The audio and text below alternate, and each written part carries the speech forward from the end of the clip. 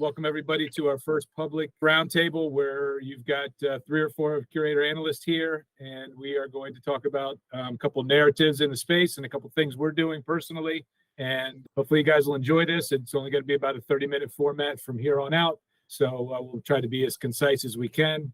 With that said, I'm going to kick off a screen share here to show you guys what I've got.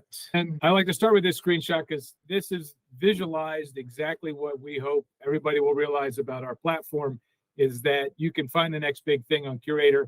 We all talked about Caspa way back here in the price, and it shot up since then. It's 2 times 11x now probably. We talked about Dynex here and it shot up. We talked about Airdrop and it shot up. This is countless. We could probably fill 50 projects like this. We've got a good trend going there. And then let me jump in and talk about a project that I like. This is called Shadow. These guys, I got into their pre-sale a couple years ago, and they were the Infura of Solana, and they were doing pretty good. And of course, then when everything took the downturn, they dropped off. They were up at a couple dollars there for a while, and they dropped off, and the token really went down. It was as low as 1 cent, and just recently they repivoted, and I was very surprised. These guys, great development team. I'll post a video that's a couple years old, but it talks about Solana in a way that I don't think most people realize how that blockchain is different on the data side and what they were doing. But they pivoted now to storage, and of course Solana is coming up, so you can see the full picture here. Long time that they were down, starting to climb back up.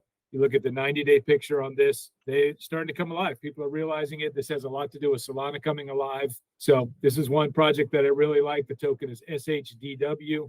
The other token that I like that I'll talk about, and then I'll talk about the narrative, is called Crust. And sorry, went to the wrong one. Crust, this token has been out for a while. It went up as high as $100 after its launch. It's been sitting here dormant for a long time as well. So down 99.6% from all-time high. What I like is these projects that aren't dead. This looks like a death spiral here and then just nothing on this token, but it's up just 46% from the all-time low of 45 cents. They have been building, they're continuing to do stuff. And when you zoom in on a closer window, you can see that there's activity. They're only a $19 million market cap, but they've got about 800, almost 900,000 in daily trading. So very active. It's on a lot of exchanges. If you jump over to the markets, you can find it on Gate and Mech. And I just got my bag on Mech, everybody. So I'm buying this right now today as this video speaks. I bought it about 15 minutes ago, right around 673, I think was my price. Once again, the stuff that I'm talking about, I'm actually in. Shadow, I've been in already. My dollar cost averaged back in November 16th. It is 2x since then. Both of those will be part of my portfolio that I'll talk about. But what is this narrative that I'm talking about here that I'm so excited about? This is what I like to do is find those shovels and the pickaxes and the wheelbarrows for the gold rush. And the gold rush is going to be decentralized storage. So all these apps, first off, they can live on the blockchain. That's not a big deal, but they accumulate. And right now, a lot of the data they use, much like Curate, we're going to be a Web3, Web2, or Web 2.5 project where a lot of our data is offline and it's stored in a database as opposed to being on chain and stored on chain. And the reason that is because it's expensive. But if I jump back here to look at the Crust website, you can see that they're making this very affordable. It's less than a tenth of a penny per gig per year for storage. So we can afford, if we were using a storage solution like this on chain, to everything there is, all of the data, all of the reviews, the actual review itself on chain. And every time it gets updated, put it on chain and keep that transparent, immutable history of everything that's going on. So this is the future. It's a little slow, but decentralized storage is an awesome narrative for 24, 25. There's a lot of players out there. I'm in immutable. Unfortunately, that's gone in the tank as well. I like them, but they're very expensive to use. So the players like Shadow and Crust and some of the other ones, Filecoin, etc., ICP, these guys are all making it cheap and easy to use. One of the beautiful things about Crust is it's built with Polkadot. People don't realize this, but if I have this pulled up right, yeah. So actually Uniswap, Aave, some of these guys are actually hosting their DApp on Crust. You talk about the chains that they support. I'm not sure where that is on here, but they are supporting just about every chain you can think of, Solana included. So they are a competitor to Shadow in a sense. So really good company, really good solution. really the right time to get in on this bottom floor. So that's my pitch. I don't know what if you guys have any comments or thoughts on this, the narrative or either of these tokens. Love to hear it. Personally, I agree with you. I think if it's 20 million market cap, that's very low. As long as they can maintain their engineers and pay them, I don't see why it would be bad with the coming bull run. Yeah, that's almost a badge of honor for a lot of these projects. I was looking for these. So I've been investing pretty steadily since since February of this year. I've been investing the whole time in the winter, but from February on, I've been deciding to make regular investments. And one of the things I looked for was these projects that are down 90-some% from off, but they're only up a little bit from all-time low, right? It's good if you get in early with anything, but you don't want to already be, for example, Shadow, I think it's 50-some X from its all-time low. So there's some people that got in and were smart and bought in, and now they've really made a lot of money. But you still want to be able to get in with a project with room to grow and make money. So I look for these. Crust really fits that because it's only 45% up from all-time lows. So getting in now, pretty much the floor. And the fact they survived, what does that say? That says they paid their engineers. They kept the talent on board. They continued to make partnerships. They're still around. And that really speaks volumes. So that little combination is a great mixture to look for, in my opinion. Any other thoughts there, Patrick, on that? Or you'd like to take here with what you're doing in the space? Please do. Yeah, okay. So I found this website, airdrops.io, and you can see a whole lot of upcoming airdrop, and they mention what you have to do in order to qualify. Some of them, maybe the task to qualify is not always clear because some of them didn't necessarily announce how you will qualify for sure, but I think it's decent. For example, I'm currently looking, because here's my theory, is that if you look at a chain, for example, a layer 1 or layer 2 that is really growing, and you would expect with the bull run that the chain itself will do really well, then if you invest in some of the projects that are basically standing out on that ecosystem, they will grow even faster than the chain itself. So right now, I'm really interested in the Solana ecosystem because they do have the partnership with Visa and with Amazon. So Solana is very likely to do really well and basically maybe not catch up entirely to Ethereum, but at least I would expect it would grow faster because it's smaller in terms of market size and all that. So that means that if you were to be interested to invest in Aave that is on the Ethereum chain, then you may as well consider things like Margin Fi, which is an equivalent, but for the Solana ecosystem. Because this way you basically magnify your returns by finding those good projects that are copying other projects, but from other chains, but doing it on a chain that you believe will gain massive traction. One other one that I would look at is maybe Caspa, for example. Like I know a lot of us likes it. So I'm not sure what projects are currently being built on Caspa, if any. And maybe it will take one more like crypto cycle before it get there. But I think Solana is a good one right now that I feel that the risk of Solana going down is very low. So finding those good projects on Solana will be good. In terms of airdrop, I don't know if, those are not necessarily all Solana. I don't know if there's a way to sort them, but I think if you look for airdrop related to the Solana ecosystem, I put a blog post recently about 5 or 7 that I'm looking into. And I think in this case, you have to put some money, but some of them here, you just have to complete testnet actions for this one. I've never heard of that one, but I saw Venom is also on that list. And if it's just a task on testnet, you don't have to put your own capital. But I would suggest you do that with a new kind of a digital wallet, just in case, because some of the project, you don't know if they will try to siphon the liquidity on your wallet. Basically, just create a new wallet when you do stuff like that. But yeah, so I would recommend taking a look at that, even if you don't have time to perform action for getting airdrops, investing in the project themselves, because some of them, they think they don't have the token yet. But when the bull run happens, some project from the previous cycle picks up. This is what Daniel was saying. But meanwhile, a lot of projects that are completely new and are about to launch a token, they are not encumbered with people who invested a long time ago.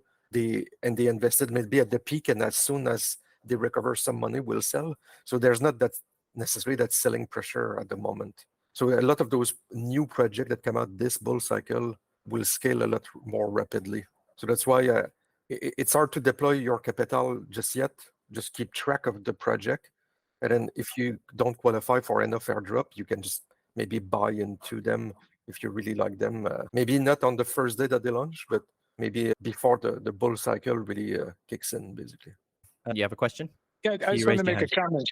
Yeah, Patrick, you hinted on something here. I think if you take one step back would be helpful for a lot of people that aren't or that are new to airdrop or not familiar with it. But there is a big difference out there between doing activities that just take your time and doing activities that require you to spend your money or at least move your money around, right? Bridge it from here to there and lose, a little bit of fees.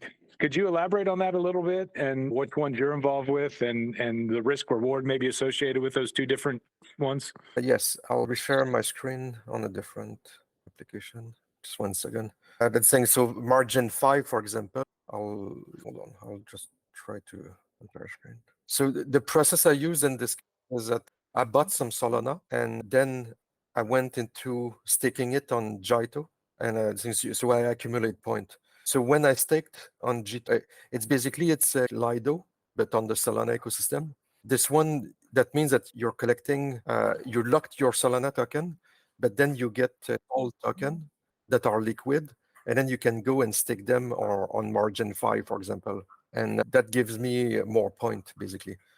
Now, you can follow those steps, so you don't have to necessarily trade your Solana or spend your Solana that much.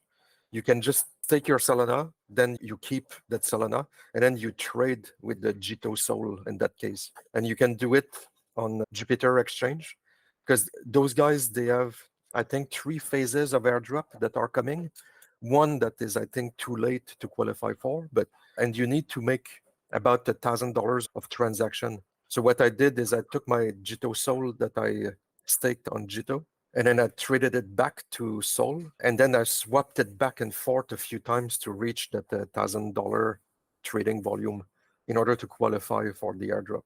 But they announced that there's 2 more airdrop phase for Jupiter, but it's all kind of the same aspect. Meanwhile, you don't have to just do swap. You can also use the other kind of features of Jito, of Jupiter in this case. In this case, I converted back my Jito Soul to Solana, because on margin 5, if you look at the lending, I was not able to lend anymore because it was capped already, because they have a limit of how much you can basically lock in. And margin 5 is like Aave, so it's a peer-to-peer lending protocol. So what I ended up doing is basically lending Solana, but my Solana is already staked on Jito. So I got the Jito Soul, which is the liquid version of my stake. I converted it back to Solana on the Jupiter Exchange. And then I went back to margin 5 to lock it in order to get some APY. But the thing, when you stake onto Jito Soul, onto margin 5, sorry, you get another kind of token that is a liquid staking token in this case. And that's another one that I went back to trade back to Solana here. So just make sure that when you lock your token here, there's no real liquidation risk. But when you stake or lend on margin 5, that I only put to 50% of what I locked in case Solana price go down by 50%. This way I don't get liquidated on my loan and stuff like that. But you can borrow from your Solana or from LST. LST, that's this one. So you can play around with all of those kind of token, and then you qualify for more airdrops. And if you do it relatively safely, you don't risk your capital that much. You just pay transaction fee, and then you will collect the reward and the airdrop when they come in. It will be in 2024 most likely. There's also Drift that I staked. Yeah, it was Solana in this case. So that's like a decentralized exchange. And you in this case, a lot of them have referrals, so you can just give your referral link to other people, and if they join, you'll qualify for a few points of airdrop as well. But in this case, what I did is that I staked the LP. So I stake Solana here. A couple. Yeah, go ahead. Yeah. Yeah, and you move it multiple times so that it creates the $1,000 minimum. I guess you talked about. You can move it 5 times Exactly. to get to that point. Yeah. So you don't have to put 1,000 risk. So you don't have to do risk that. that much. And then Right. And then the only other thing I'd say is we were just talking at a local meetup here last week about staking on, is it Jito or Joe? I don't know how people are pronounced it, but I was a little hesitant with my soul. And just because there's so many things that get exploited out there. And sure enough, that was the day that the Kyber swap bridge or whatever exploit came out. So just a little warning, I have nothing with this platform, but just be careful when you guys are working on these brand new platforms that are offering airdrops and everything. They are untested. And if you do put real money out there, as Patrick said, use a different wallet. You don't want your wallet to get compromised, and just don't play around with something you can't afford to lose. Exactly. So, In this case, on Solana, what's best right now is to use the Phantom wallet. And the Phantom wallet, some people are expecting there will be an airdrop also. Like MetaMask has been waiting for airdrop for a really long time. So I'm not sure it's guaranteed or not, but I think they did announce that Phantom will have an airdrop.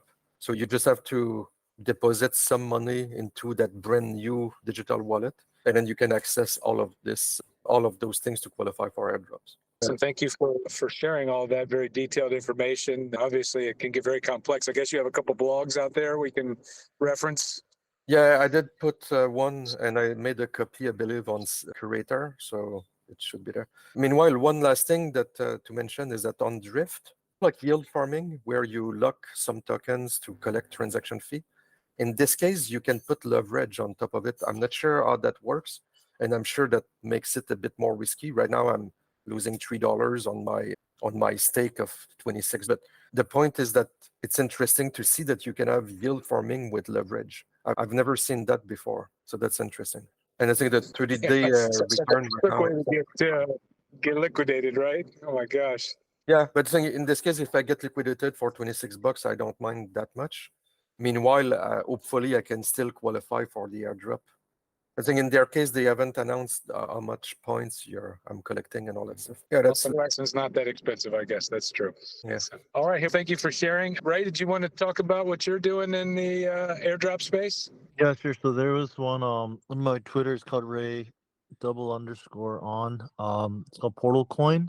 It's about Web3 gaming. So a lot of people are farming it by getting likes and retweets. And let me see if I could let me try to share my screen then.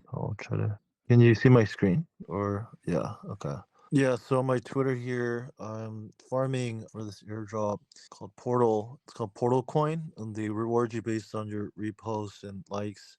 So you could check that one out. And then also Jito, I was also staking that. But the margin fi part, what Patrick said, it's like 0.02 APY. So I'm not sure if it's worth doing it or if it was just for the airdrop. And I think that's pretty much what I was doing airdrop wise. And then there's also another project called Arcade on Avalanche that's launching soon. So I invested in that a while ago.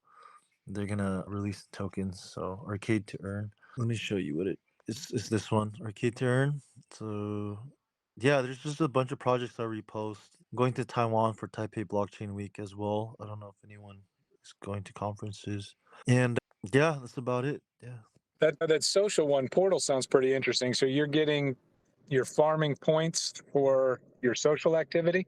Yeah, and I run a marketing agency so I'm able to help people get more likes, engagement, reposts with my network and community. Since I run a few communities on Telegram as well. Yeah, if anyone needs help on that, let me know. But Yeah, sounds interesting.